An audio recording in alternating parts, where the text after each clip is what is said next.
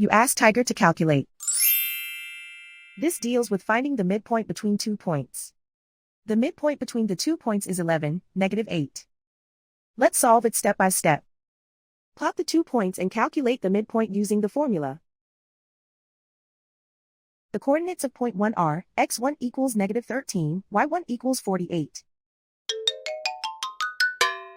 The coordinates of point 2 are, x2 equals 35, y2 equals -64. PM represents the midpoint of the 2 points.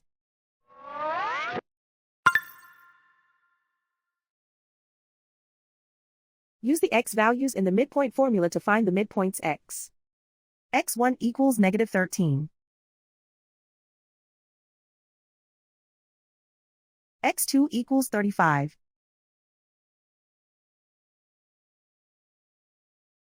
Simplify the arithmetic.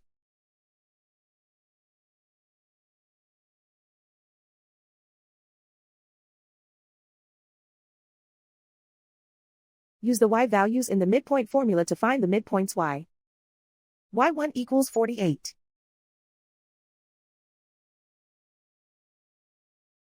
y2 equals -64. Simplify the arithmetic.